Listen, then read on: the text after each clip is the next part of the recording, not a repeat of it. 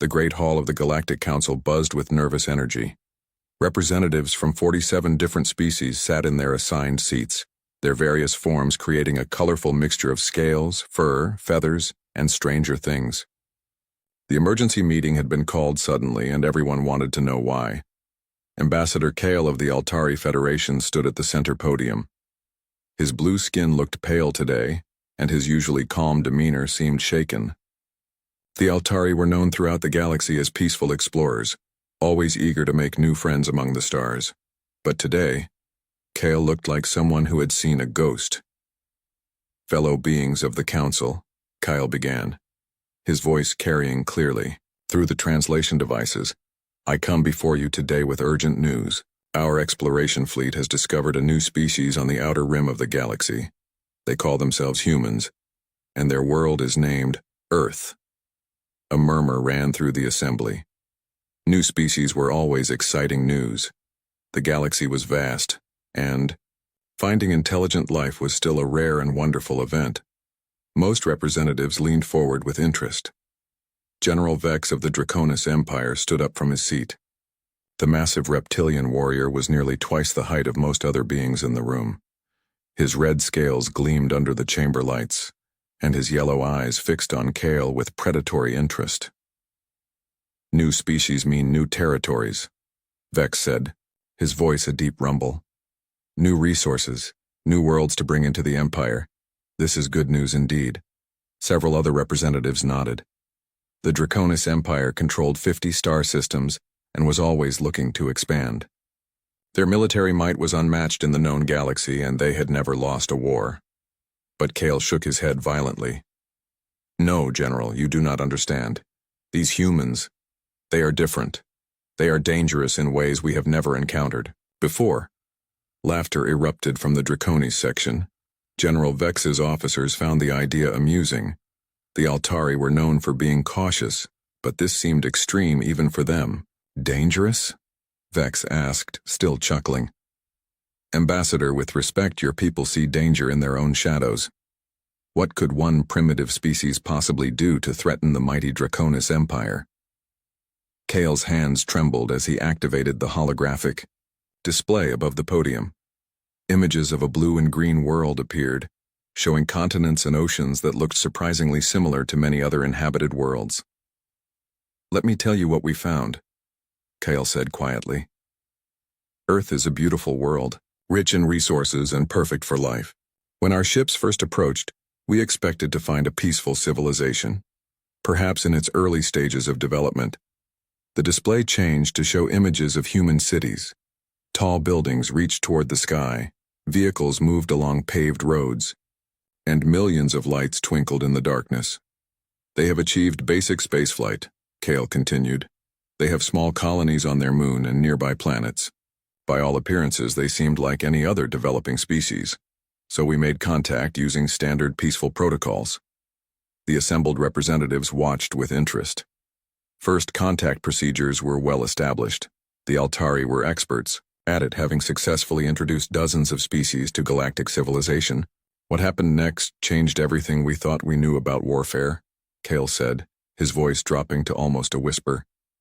"When we landed on Earth to meet their leaders, they welcomed us. They were curious, friendly, eager to learn about the galaxy beyond their world. We spent months with them, studying their culture and sharing our knowledge." General Vex looked bored. "This all sounds perfectly normal, Ambassador. Where's this supposed danger you speak of?" Kyle's eyes met the general's, and there was something in that gaze that made even the mighty Draconis warrior pause. "The danger, General, is in their history. While we were learning about human culture, we discovered something terrifying. These beings have never known true peace. For their entire recorded history, they have been at war. Many species have violent pasts," interrupted Commander Zira of the hegemony. "We all evolved from predators. What makes humans special?" "Because they never stopped," Kale replied. "We found peace through diplomacy. Others found it through conquest or exhaustion. But humans have been fighting each other for over 5,000 years without a single decade of complete global peace." The chamber fell silent. Representatives began to look uncomfortable. Cal continued, They have fought with sticks and stones. They have fought with metal swords and wooden shields. They have fought with gunpowder weapons and mechanical devices. They have even fought with weapons that can split atoms and destroy entire cities in seconds. The holographic display changed to show images from human history. Ancient battles with thousands of warriors clashing with bronze weapons. Medieval knights in armor charging across fields. Modern soldiers with advanced rifles fighting in trenches. And finally, the mushroom clouds of nuclear explosions. They have weaponized everything, Kale said, his voice filled with a mixture of awe and horror. Their music, their art, their very words can be turned into weapons.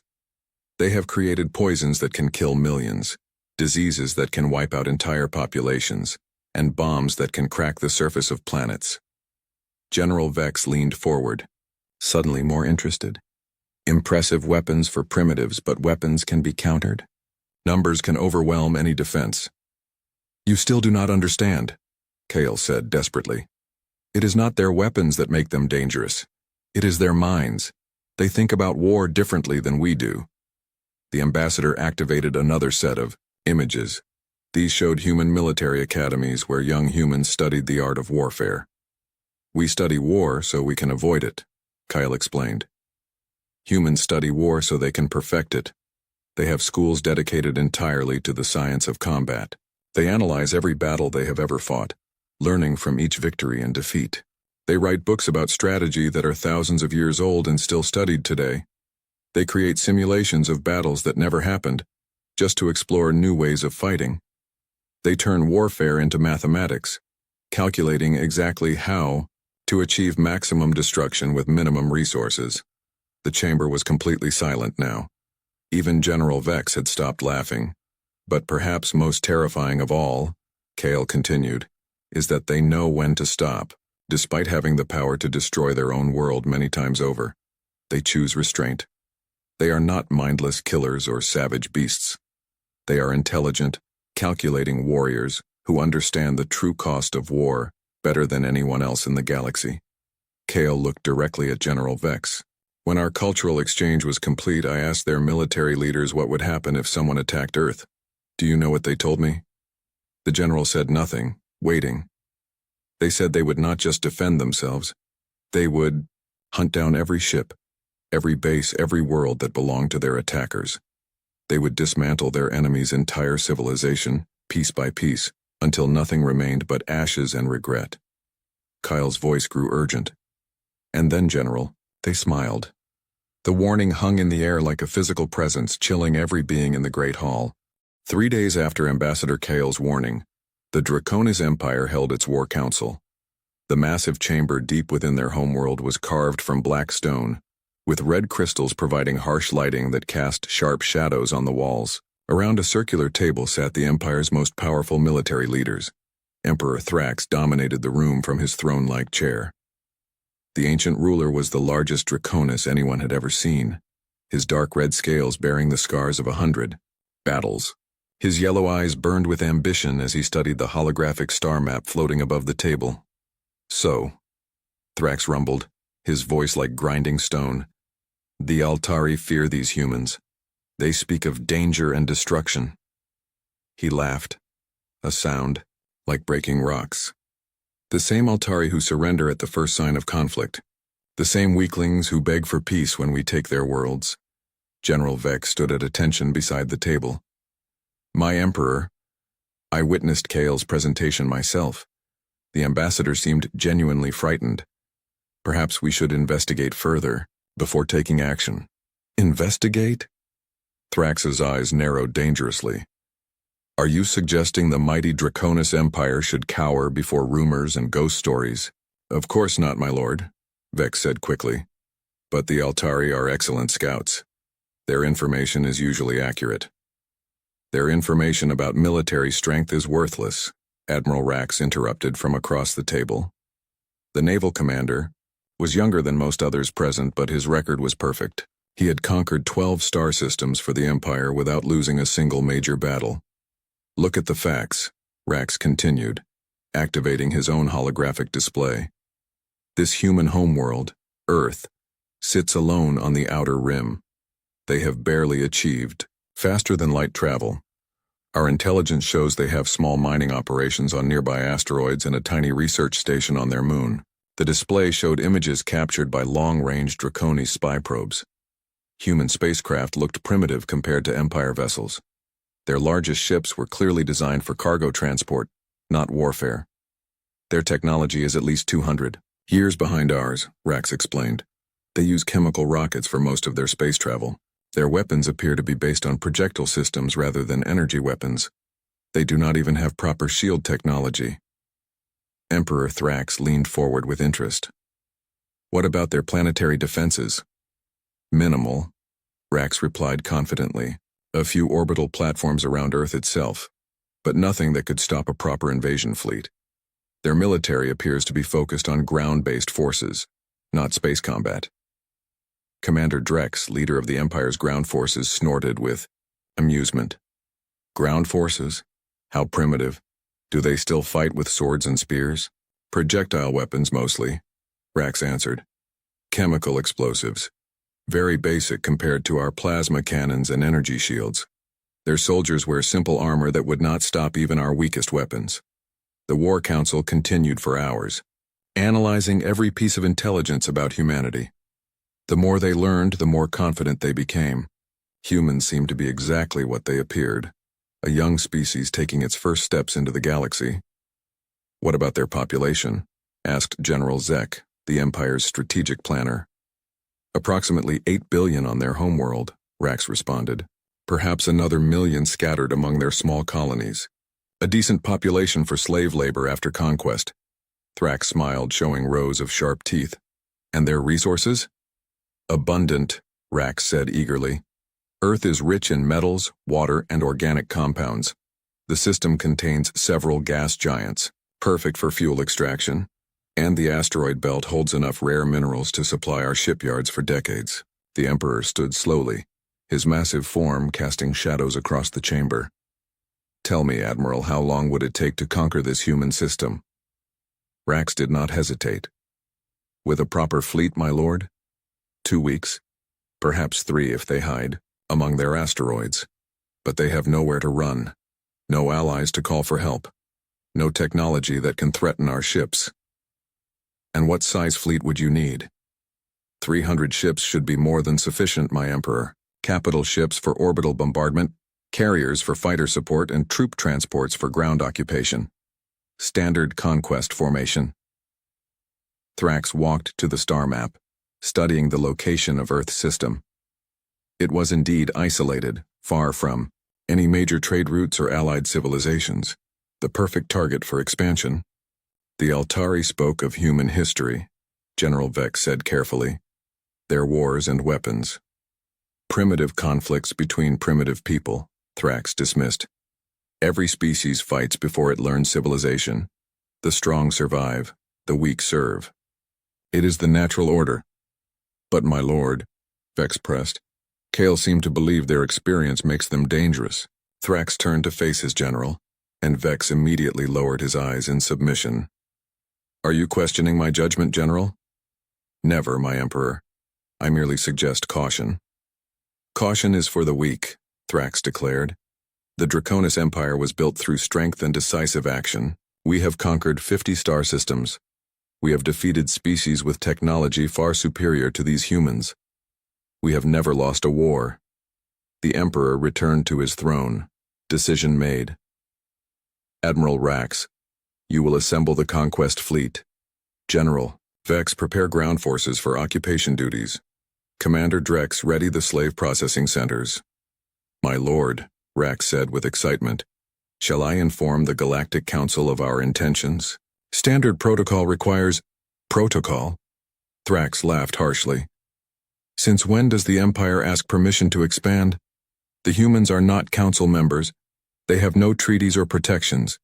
They are free territory, waiting to be claimed. The War Council erupted in approving growls and battle cries. The Draconis had not had a proper conquest in over a year, and the warriors were eager for action. Besides, Thrax continued, the Council is full of weak species like the Altari. They would waste months debating and negotiating. By the time they make a decision, Earth will already be flying our flag. Within hours, Orders went out across the Draconis Empire. Shipyards worked overtime to prepare vessels for war. Weapons were loaded, troops were briefed, and supply chains were organized. The machinery of conquest began to turn.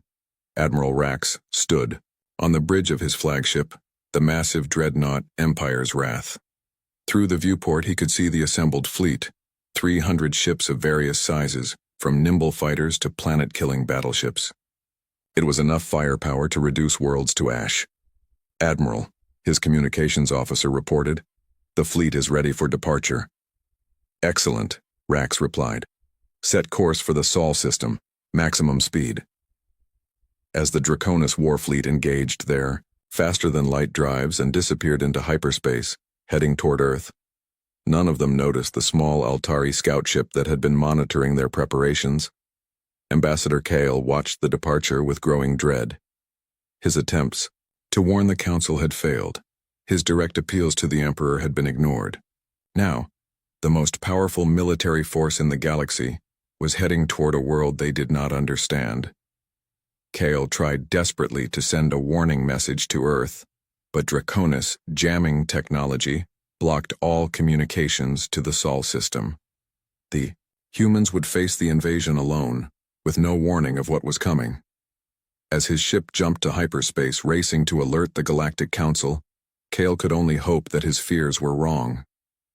Perhaps the humans were just another primitive species after all. Perhaps the Draconis would achieve another easy victory. But deep in his heart, the ambassador knew better. The galaxy was about to learn why humans smiled when they talked about war. The Draconis warfleet dropped out of hyperspace at the edge of Earth's solar system like a cloud of metal death. 300 ships of various sizes spread across the darkness, their hulls gleaming with weapon ports and armor plating. Admiral Rax stood on the bridge of his flagship, studying the tactical displays with satisfaction. "Report," he commanded his bridge crew. "Long-range scanners show minimal activity around the third planet," his sensor officer replied. "Several small orbital stations, a few dozen ships moving between the inner planets. No major defensive installations detected. Just as our intelligence predicted," Rax said with a smile. "These humans are even more primitive than expected. Signal the fleet to assume attack formation." The massive Draconis ships began moving into their standard conquest pattern. Heavy battleships formed the front line, their plasma cannons charging for planetary bombardment. Carrier vessels released swarms of fighter craft that buzzed around the larger ships like angry insects. Troop transports hung back, waiting for the initial bombardment to clear any resistance.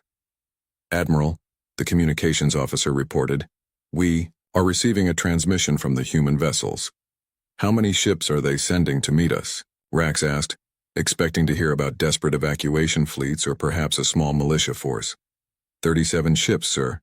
They appear to be converted civilian vessels, cargo haulers, mining ships, and what looks like a passenger transport." Rax laughed so hard he nearly fell from his command chair. 37 ships against our 300? He wiped tears from his yellow eyes. These humans are either incredibly brave or incredibly stupid. The human fleet approached slowly, their ships looking like scrap metal compared to the sleek Draconis war vessels. The largest human ship was barely 1/10 the size of Rax's flagship, and most were much smaller. "Sir, they are requesting communication," the communications officer reported. "Put them through," Rax said, still chuckling. "I want to hear what these primitives have to say before we destroy them." The main screen flickered to life, showing the bridge of a human vessel. A man in a simple military uniform sat in the captain's chair, his expression calm and alert. His name tag read, "Captain Blake." "This is Admiral Rax of the Draconis Empire," Rax announced proudly. "I am here to claim this system for the Empire. You will surrender immediately and your deaths will be quick." Captain Blake studied the Admiral for a moment, then replied in a steady voice. "This is Captain Blake of the Earth Defense Force. You have entered our territory without permission and with obvious hostile intent. You have exactly 10 minutes to leave our system, or we will be forced to defend ourselves." The Draconis bridge crew erupted in laughter. Even Rax's most serious officers found the humans' words amusing. "Defend yourselves?" Rax asked, still smiling. Captain, I have 300 warships. You have 37 cargo vessels. Do you understand mathematics? Blake's expression did not change. Admiral, we tried peace once. It didn't work out very well for the people who broke it. You now have 9 minutes and 30 seconds. You dare threaten the Draconis Empire? Rax's amusement turned to anger. I will enjoy watching your primitive world burn. 8 minutes, Blake replied calmly and cut the communication. Rax turned to his weapons officer. Target their flagship. One shot from our main cannon should be enough to show them the futility of resistance. Firing main plasma cannon, the weapons officer reported. A brilliant beam of energy lanced out from the Draconis flagship, capable of melting through the armor of any known ship. It struck Blake's vessel directly in the center. The human ship's hull glowed white-hot for a moment, then something impossible happened. Instead of exploding or melting, the ship absorbed the energy and continued moving forward as if nothing had occurred. What? Rax stared at his tactical display in confusion. How is their ship still intact? Unknown, sir, his weapons officer replied, panic creeping into his voice. The energy signature shows a direct hit, but there is no damage visible. Fire again, all forward batteries. Multiple energy beams struck the human fleet, but the results were the same. The ship seemed to shrug off weapons that could destroy cities. Sir, the sensor officer called out urgently, the human ships are accelerating. They are moving into attack formation. Rax watched in disbelief as the small human fleet spread out and began approaching his massive armada. Their movement patterns were unlike anything he had ever seen, seemingly random but somehow perfectly coordinated. All ships open fire, Rax commanded. Destroy them. The Draconis fleet unleashed everything they had. Plasma cannons, energy torpedoes, and particle beams filled space with deadly light, but the human ships danced between the attacks like they knew exactly where each shot would go. Then the humans fired back. What came from their ships were not energy weapons or advanced missiles. They were simple chunks of metal, accelerated to incredible speeds.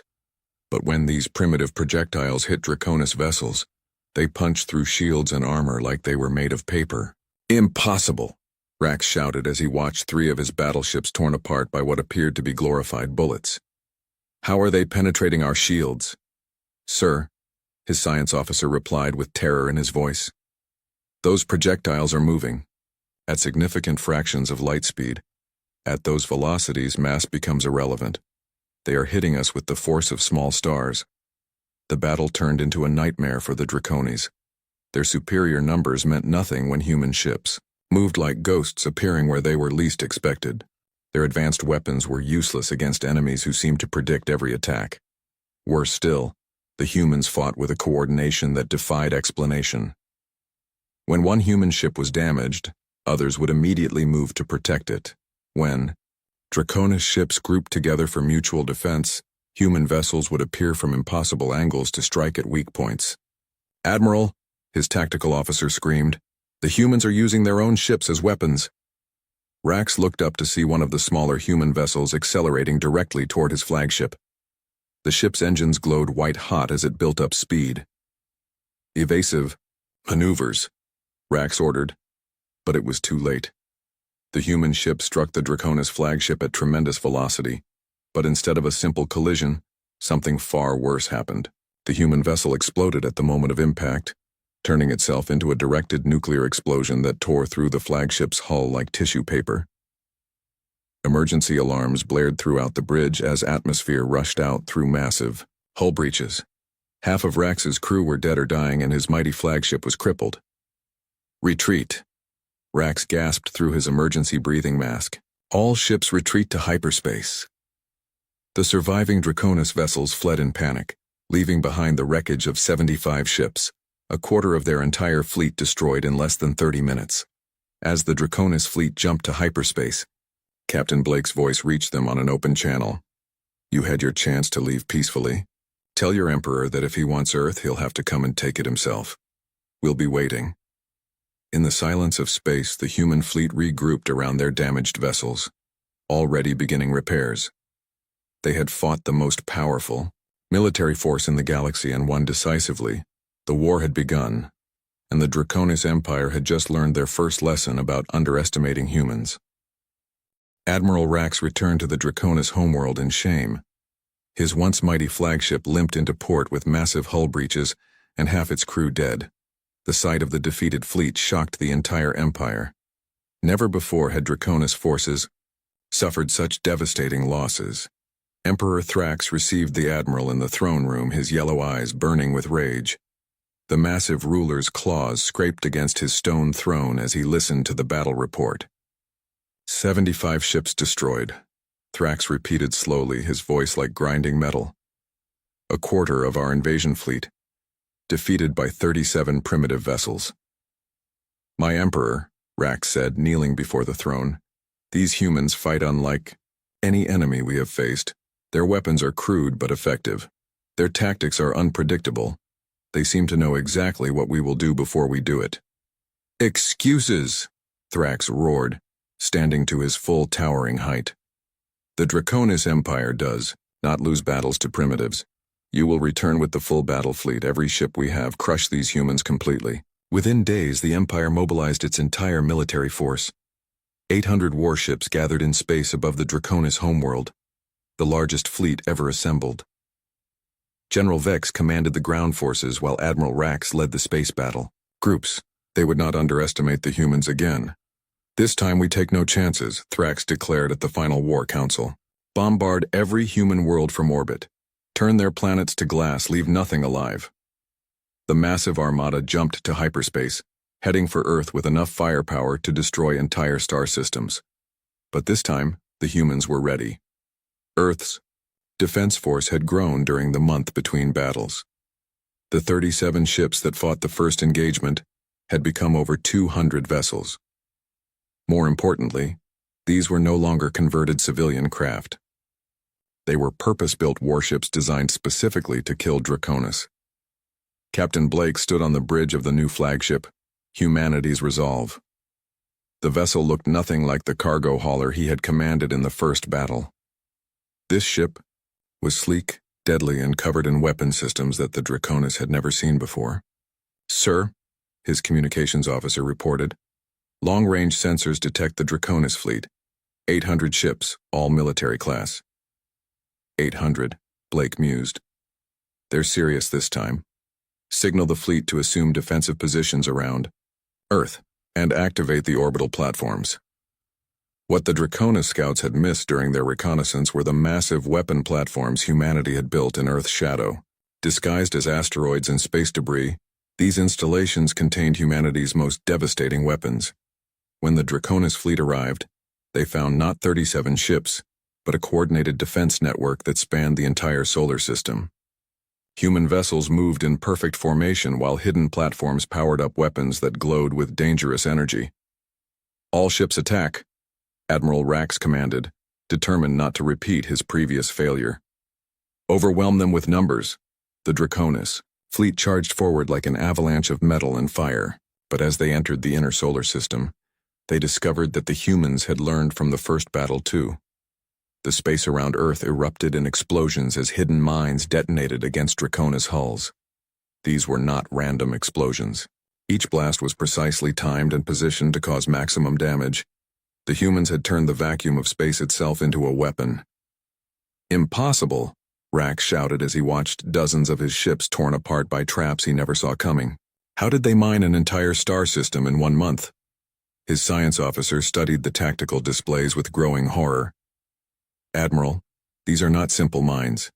Each explosion is coordinated with the others.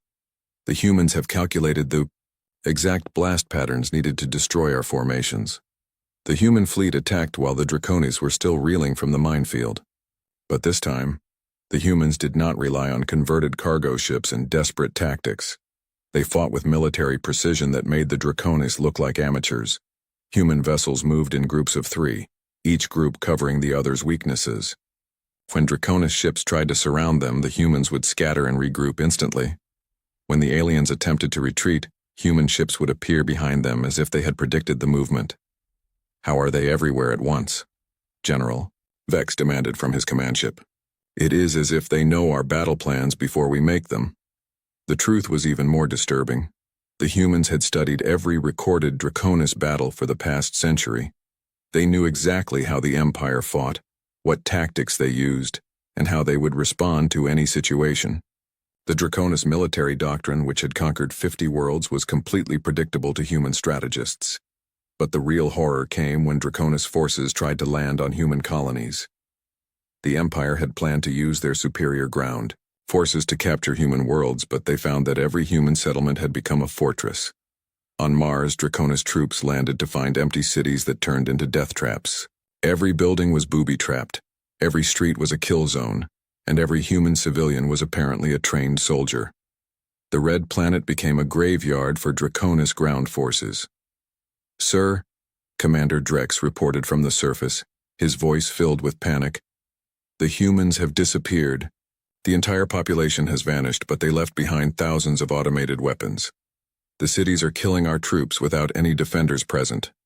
On Europa, the Ice Moon's human mining colonies proved even more dangerous.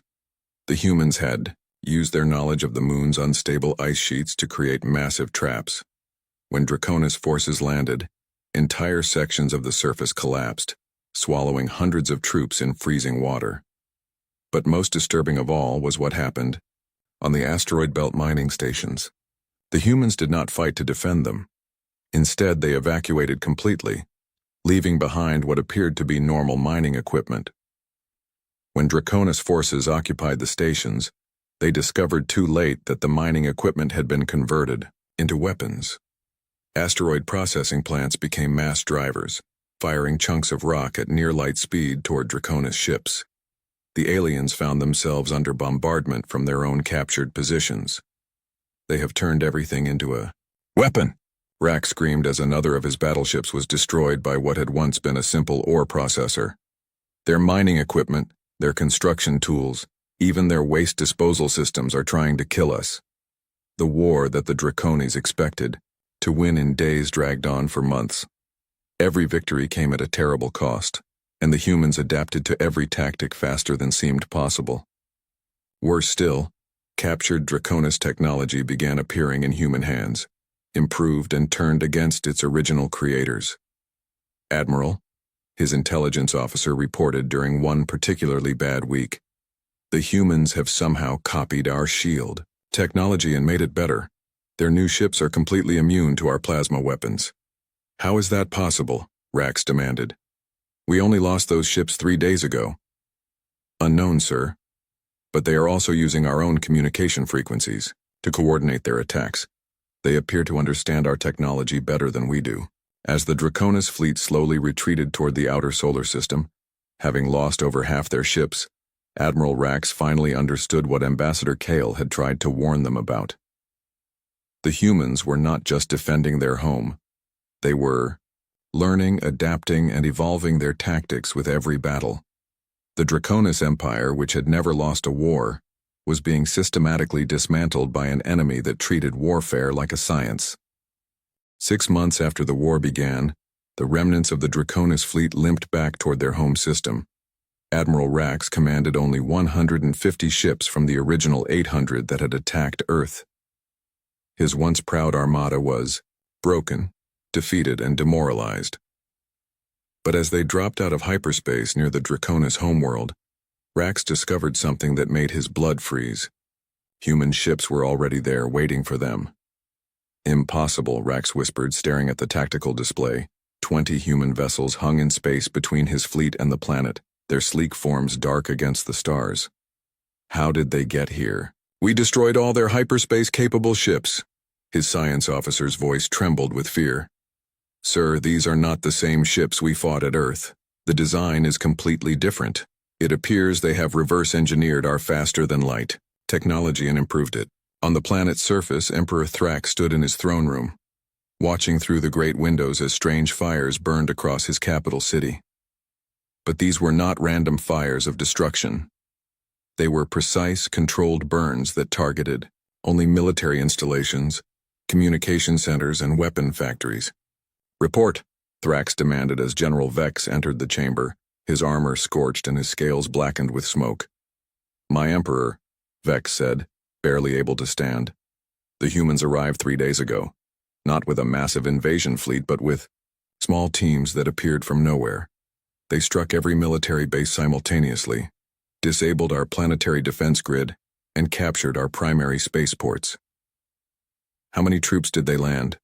Thrax asked, his claws digging into his throne. Unknown, my lord, we never saw them coming. Our sensors detected no landing craft, no transport ships. They simply appeared inside our most secure facilities as if they materialized from thin air. The truth was even more impressive than General Vex realized. While the Draconis had been fighting desperately to hold Earth's solar system, human special forces had captured several Draconis ships intact. They had not just copied the alien technology, they had perfected it. Human engineers had improved Draconis cloaking devices, making them completely undetectable. They had enhanced the teleportation technology that Draconis troops used for boarding actions, turning it into a tool for surgical strikes. In 6 months, humanity had taken technology that the Draconis had developed over centuries and made it better. In space above the planet, Admiral Rax faced Captain Blake once again. The human officer appeared on his communication screen, still, calm and professional, despite commanding a force that had somehow reached the heart of the Draconis Empire. Admiral Rax, Blake said politely, I believe we need to discuss terms. Terms? Rax snarled, his defeat making him desperate. I still have 150 ships, you have only 20.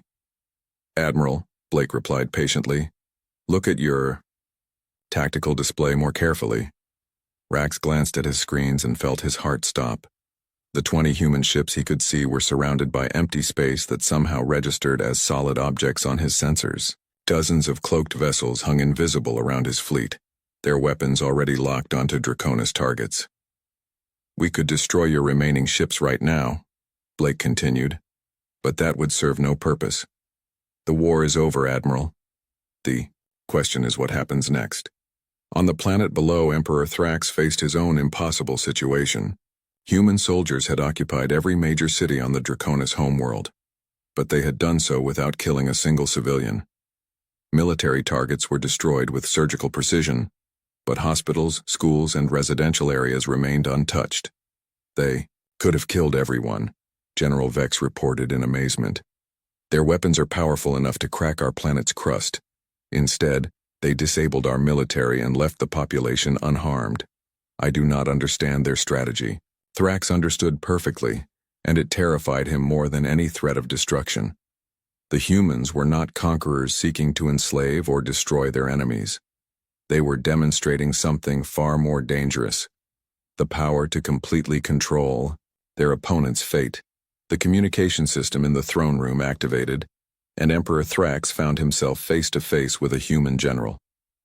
The man was older than Captain Blake, with gray hair and tired eyes that had seen too much war. Emperor Thrax, the human said, I am General Adams of the Earth Defense Command. We need to talk. You dare address the Emperor of the Draconis Empire as an equal, Thrax roared, his pride making him defiant even in defeat. No, Adams replied calmly.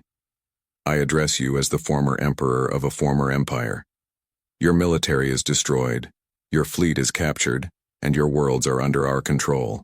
But we are not here to gloat or to rule over you. Thrax leaned forward, confused despite his anger. Then why are you here? To offer you something your empire never offered its enemies, Adams said. A chance to surrender with dignity, a chance to rebuild, a chance to learn from your mistakes. The human general activated a holographic display showing star maps of Draconis space. Red marks indicated worlds that had been captured or controlled, but surprisingly most of the Empire's territory remained under alien control. We have taken your military capability, Adams explained, but we have no interest in ruling your people. You will withdraw from all conquered worlds and return them to their original inhabitants. You will dismantle your war machine and focus on peaceful development, and you will accept human observers to ensure you keep these agreements. And if we refuse? Thrax asked, though he already knew the answer. Then we will do what you planned, to do to Earth, Adams replied simply. But I do not think that will be necessary. Your people are not evil, Emperor. They are simply following leaders who chose conquest over cooperation. Over the following weeks, the galaxy watched in amazement as the Draconis Empire formally surrendered to humanity. The peace treaty that followed was unlike anything in galactic history. Instead of demanding tribute or territory, the humans insisted on education and reform. Human teachers arrived on Draconis worlds to share knowledge of science, medicine, and engineering. Human doctors provided medical care to wounded Draconis soldiers. Human engineers helped rebuild the infrastructure that had been damaged during the war. Ambassador Kale of the Altari Federation met with General Adams on a neutral space station where the Galactic Council was holding emergency sessions. The other species watched the humans with a mixture of awe and terror. "Your people could have destroyed the Draconis completely," Kale observed. "Why show mercy to those who would have shown you none?" Adams looked out at the stars through the station's viewport, his expression thoughtful. "Because we learned something a long time ago, Ambassador. The strongest civilizations are not the ones that can destroy their enemies. They are the ones that can choose not to." "But surely you must want something in return," Kale pressed. "Resources, territory, tribute." "We want peace," Adams replied simply. "Real peace, the kind that comes when former enemies become friends. The Draconis are not our enemies anymore. They are our responsibility." The Galactic Council formally recognized humanity as a major power, not through conquest, but through their demonstration of strength tempered by wisdom. Human ships began patrolling former Draconis space, not as occupiers, but as protectors, ensuring that the cycle of conquest and revenge would finally end. In his final report to the Council, Ambassador Kale wrote, "The humans have taught us that true power lies not in the ability to destroy, but in the wisdom to know when destruction is unnecessary. They have turned their greatest strength, their understanding of war, into their greatest gift, the knowledge of how to build lasting peace. The galaxy had learned why you should never attack humans. Not because they were the strongest, but because they understood conflict better than anyone else, and they had chosen to use that knowledge to protect rather than conquer."